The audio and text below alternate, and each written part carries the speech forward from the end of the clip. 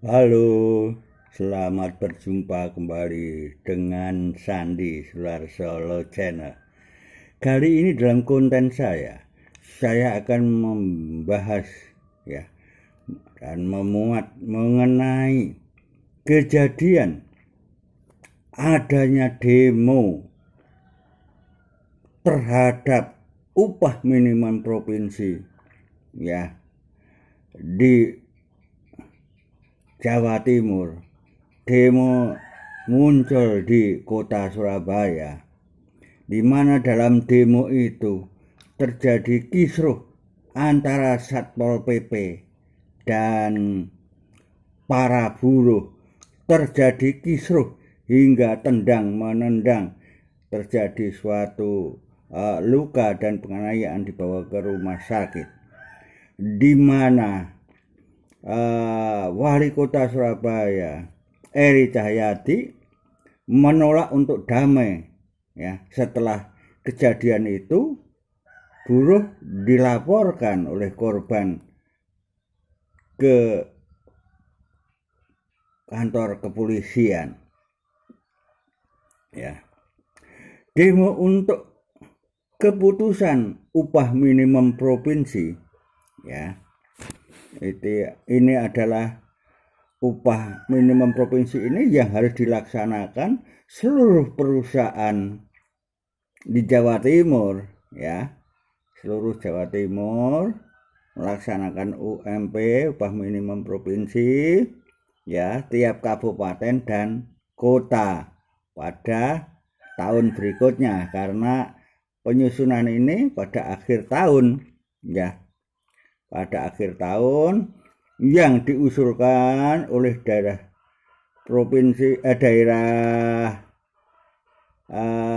kabupaten dan kota, yang diusulkan ke provinsi ya, oleh wali kota dan oleh bupati melalui pertimbangan dari Dewan Pengupahan daerah kota dan kabupaten kepada bupati dan wali kota sebagai bahan pertimbangan untuk usulan ke pemerintah provinsi, dalam hal ini gubernur, untuk disusun sebagai bahan untuk memutuskan upah minimum provinsi yang akan diberlakukan seluruh pemerintah provinsi. Sebetulnya bagaimana prosedur demo atau unjuk rasa terhadap upah minimum provinsi ini ya. Di kota atau di kabupaten harus ada korlap ya untuk mengadakan demo itu ya. Harus ada korlapnya, koordinator lapangan, yaitu penanggung jawab dari para buruh yang akan mengadakan demo. Ini korlap harus menyusun ya,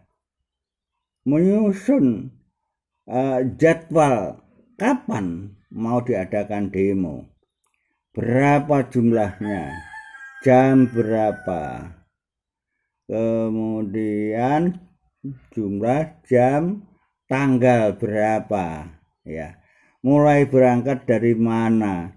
Ini surat ini harus dimasukkan dulu, laporan adanya suatu demo, ke polisi setempat, dalam ini Polres ya. Kemudian juga tembusan ke pemerintah kota setempat ya. Selanjutnya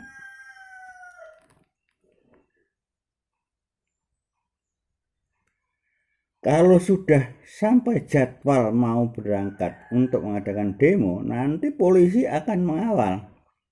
Juga Satpol PP akan datang juga ikut mengawasi untuk menertibkan para pendemo itu. Jadi tugas polisi itu mengamankan para pendemo. Kalau Satpol PP itu menertibkan jalan dari para pendemo tersebut atau masyarakat yang melewati di situ ikut berdemo misalnya, ini harus tertib.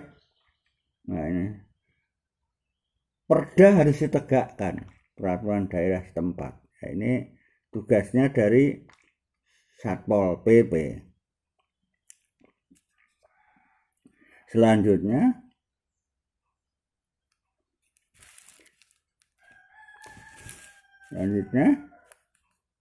dalam demo tersebut para pendemo tidak boleh melakukan tindakan yang anarkis, ya, harus tertib, ya.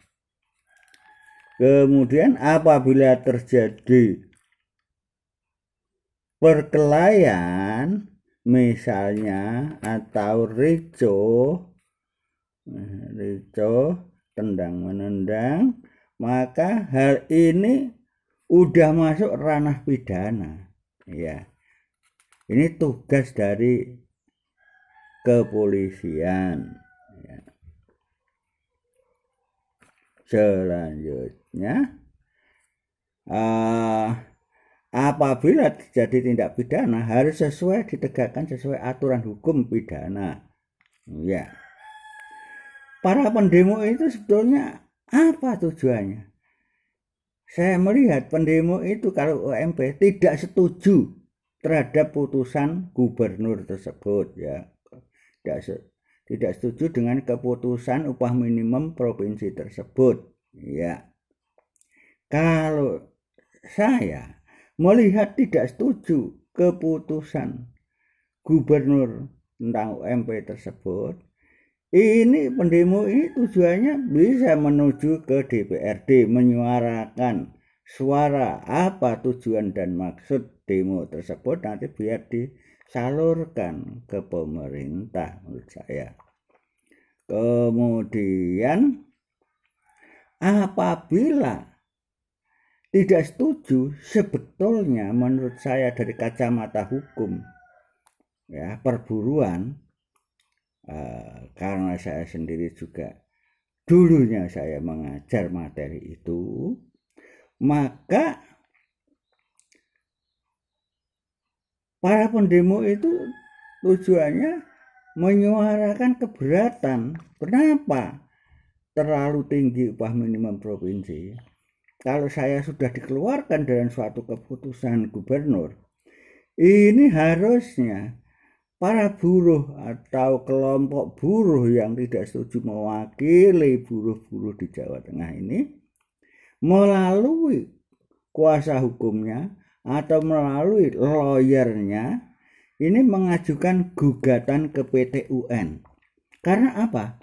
Karena gubernur ini adalah kepala pemerintahan di provinsi, ya, Jawa Timur dalam hal ini. Ini keputusan termasuk dalam keputusan TUN, Tata Usaha Negara. Maka untuk menegakkan keputusan Tata Usaha Negara yang dikeluarkan oleh Gubernur Jawa Timur ini, harusnya digugat keputusan itu, ya, keputusan UMP itu ke Pengadilan Tata Usaha Negara, ya.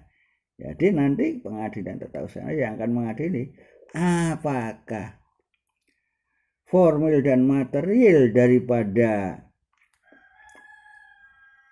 keputusan upah minimum provinsi ini sudah sesuai dengan aturan hukum atau tidak. Nanti hakim yang akan memutuskan, ya. Berbeda dengan buruh akan menuntut pelaksanaan perjanjian kerja dengan perusahaan.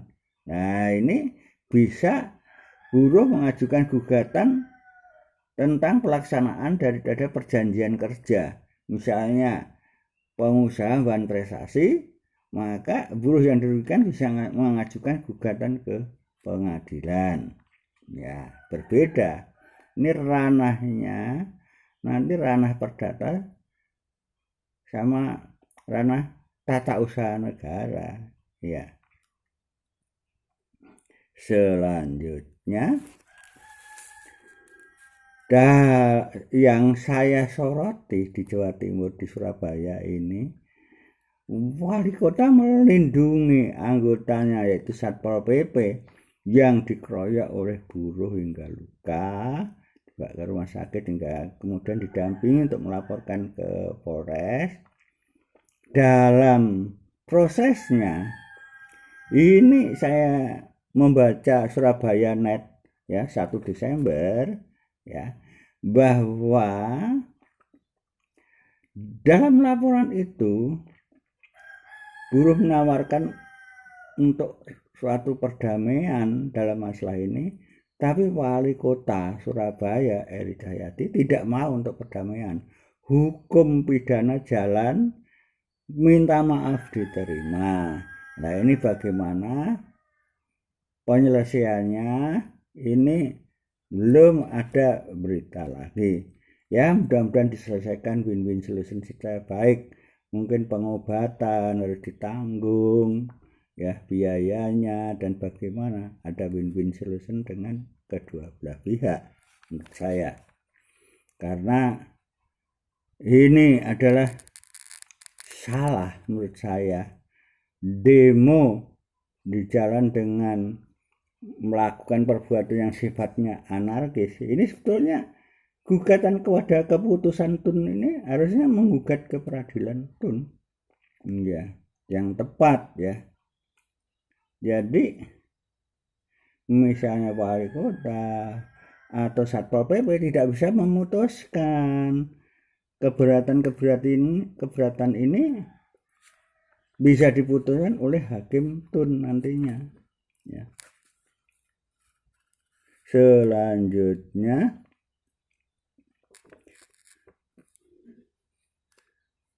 bisa juga menurut saya menyalurkan suara ke DPRD ya, menghadap wali kota sebagai pengirim embrio dari usulan upah minimum provinsi misalnya untuk ditinjau kembali misalnya. Ini saluran-saluran yang harus ditempuh oleh para buruh itu harusnya. Selanjutnya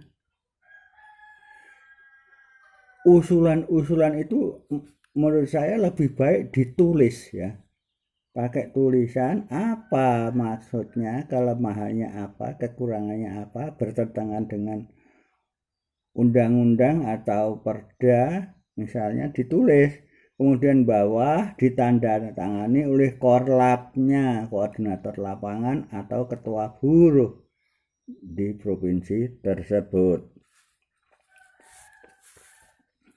Selanjutnya, apabila masalah putusan dari UMK upah minimum kota ya, ini karena sudah diputuskan oleh gubernur jadi keputusan UMP, maka wilayahnya sudah ke gubernur bukan ke wali kota lagi ya. Cuman harusnya waktu penyusunan usulan upah minimum kota yang diusulkan ke gubernur, saat itu harusnya ada sumbangan pemikiran tertulis, jadi bisa ada bahan pertimbangan wali kota untuk usulan upah minimum provinsi. Jadi kalau sudah jadi keputusan upah minimum provinsi ini, jalan keluarnya menurut saya ya harus digugat ke peradilan Tun Tata Usaha Negara. Kalau itu masuk ranah putusan perdata, saya katakan tadi, bisa ke pengadilan negeri bidang pengadilan PHI, Pengadilan Hubungan Industrial ya. UMK upah minimum kota disusun oleh Dewan Pengupahan Daerah Kota atau Kabupaten ya, disusun tiap tahun itu Dewan Pengupahan bekerja menyusun itu, nanti sebagai pertimbangan kepada bupati atau wali kota untuk diusulkan ke pemerintah provinsi, dalam hal ini gubernur. Ya.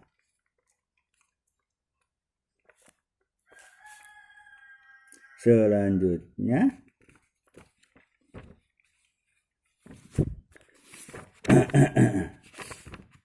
bahwa setelah jadi keputusan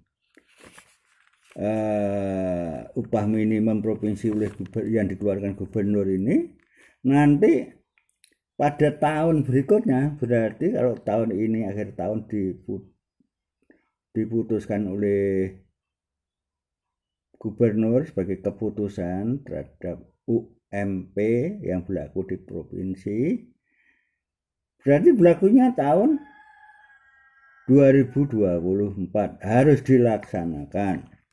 Ya, harus dilaksanakan. Ya, bagaimana pelaksanaan daripada upah minimum provinsi ini di lapangan terhadap yang melaksanakan dalam ini siapa? Bukan buruh, yang melaksanakan pengusaha, ya, perusahaan. Nah, pengusaha ini harus taat kepada surat keputusan gubernur tentang upah minimum provinsi. Apabila perusahaan yang harus melaksanakan upah minimum provinsi itu tidak sesuai dengan pasal 185 ayat 1 Yungto pasal 90 ayat 1 Undang-Undang Ketenagakerjaan, apabila perusahaan-perusahaan itu tidak melaksanakan, ya, untuk membayar upah minimum yang sudah diputuskan gubernur, ini ada sanksinya.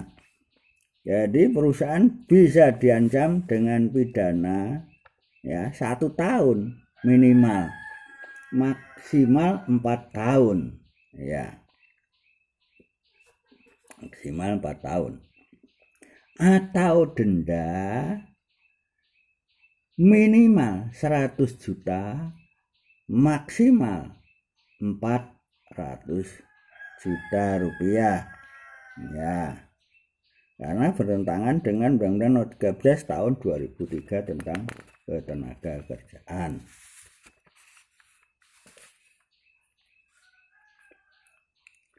Jadi perusahaan harus tepat, harus membayar UMP itu. Jadi akan diawasi oleh pelaksanaan daripada UMP di lapangan. Nah, ini sanksinya bisa ada pidana dan perdata yang dalam hal ini adalah denda, ya, minimal 100 juta, maksimal 400 juta. Jadi perusahaan harus melaksanakan, ya. Demikian saudara sekalian, di mana saja telah mengikuti konten saya ini. Jadi prosedur yang benar seperti tadi saya sampaikan, ya. Karena masalah perburuan ini satu sisi masuk dalam putusan publik, ya, keputusan publik, satu sisi masuk suatu ranah hukum perdata. Kalau itu misalnya menyangkut perjanjian, itu sifatnya adalah suatu ranah yang harus dilaksanakan dalam hukum perdata. Misalnya kalau dalam perjanjian kerja itu ada syarat sahnya perjanjian kerja. Yang pertama harus sepakat antara para pihak yang buat perjanjian, antara buruh dan majikan. Yang kedua ini adalah cakap, ya, artinya bukan cakep. Cakap artinya cakap bertindak hukum. Yang ketiga adalah dalam perjanjian itu hal tertentu. Jadi dalam perjanjian itu jelas apa yang diperjanjikan, ya.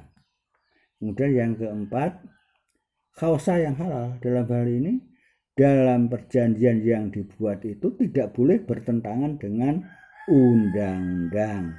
Ya, jadi kalau dalam perjanjian itu bertentangan dengan undang-undang, maka perjanjian itu batal demi hukum. Ya, demikian saudara-saudara sekalian, semoga bermanfaat sebagai bahan pertimbangan dalam pelaksanaan tindakan hukum perburuan di lapangan. Terima kasih. Jangan lupa like dan subscribe. Thank you. Sampai ketemu pada konten yang akan datang.